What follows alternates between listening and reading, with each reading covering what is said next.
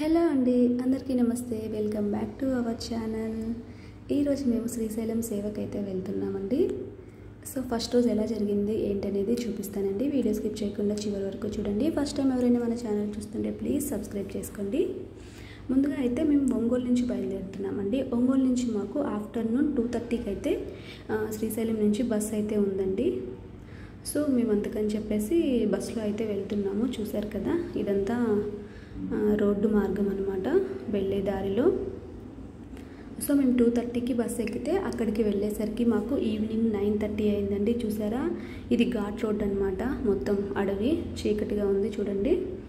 So అయితే మీరు ఎవరైనా సేవకి వచ్చేవాళ్ళు అయితే వెహికల్ పెట్టుకొని వస్తేనే మంచిది అనిపించిందండి. ఎందుకంటే మేము బస్సులో చాలా రిస్క్ పడ్డాం అనమాట. అంటే చూడడానికి దర్శనానికి వచ్చినా లేదంటే సేవకి వచ్చినా కానీ వెహికల్ పెట్టుకొని వస్తే, కానీ అన్ని రోజులు మనకి కారు ఉండదు. సో ఏంటంటే మామూలుగా వచ్చేవాళ్ళు బస్కి రావద్దండి. అసలుకి చాలా రిస్క్ పడ్డాం మేమైతే. బస్సులో చాలా ఇబ్బంది అయిపోయింది మాకు. బాగా చాలా లేట్ అయిపోయింది, చాలా హెవీ జర్నీ అనిపించింది. తర్వాత అయితే మేము ఇక్కడ కమ్మ సత్రానికి అయితే వచ్చామండి. ఫుడ్ అయితే అక్కడ ఎక్సలెంట్గా ఉంటుంది. మనకి ఇంట్లో అమ్మ చేసిన ఫుడ్ లాగా అనిపిస్తుంది అనమాట. చాలా టేస్ట్గా ఉంటుంది. మనం బస్ స్టాండ్లో దిగగానే ఆ సత్రం పక్కనే ఉంటుందండి. మనకి అక్కడ టోకెన్ తీసుకుంటే ఎవరైనా చౌదరీస్ ఒక్కరున్నా చాలండి మీ బ్యాచ్లో, వాళ్ళు వెళ్ళి ఆధార్ కార్డు ఇస్తే మనందరికీ వాళ్ళు టోకెన్స్ అనేవి ఇస్తారు ఫ్రీగానే.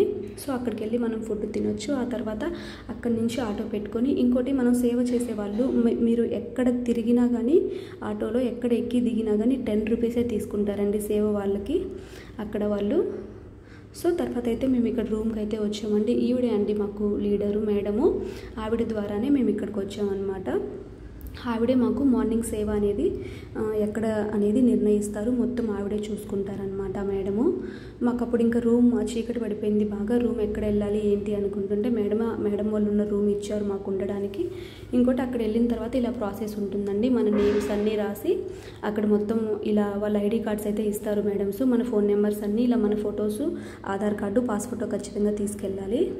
సో ఐడి కార్డు మీద నేమ్స్ అవన్నీ రాసి అలా దాంట్లో ఐడి కార్డు ఇచ్చారు కదా, దాని మీద ఆ స్టిక్కర్ మీద ఇవన్నీ అంటిస్తారు. దాంట్లో పెట్టేసుకొని తర్వాత మనం సేవ చేసేటప్పుడు అది కంపల్సరీగా మెడలో అనేది ఉండాలి. దాని మీద ఆధార్ నెంబర్, మొబైల్ నెంబర్, మన నేము, మనం ఎక్కడి నుంచి వచ్చాము, ఇవన్నీ చూసారు కదా. ఇంకా నైట్ అక్కడే ఉండిపోయామన్నమాట మేము.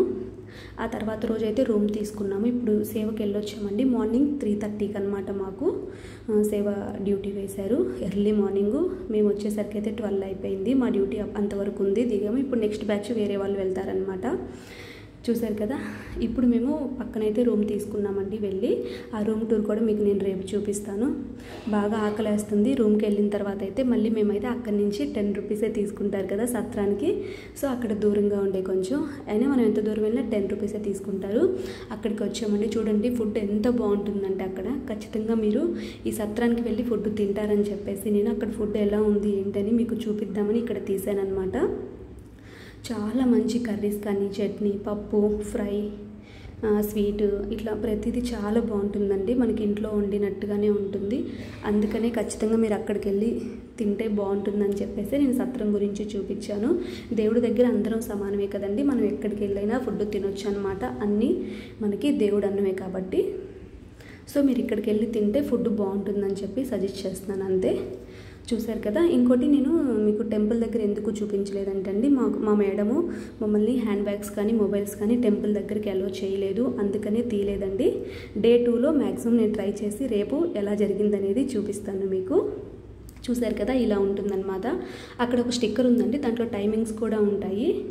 మనకి ఏ టైంకి ఫుడ్ అవైలబుల్ ఉంటుంది, ఆఫ్టర్నూన్ నైట్ 10 వరకు కూడా ఉంటుందన్నమాట. సో ఎప్పుడు వచ్చినా మీరు బస్ స్టాండ్లో దిగగానే అక్కడికి వెళ్ళి ఫుడ్ తినొచ్చు ఖచ్చితంగా. చాలా టేస్ట్గా ఉంటుందన్నమాట. ఆ తర్వాత రూమ్కి వెళ్ళొచ్చు హ్యాపీగా.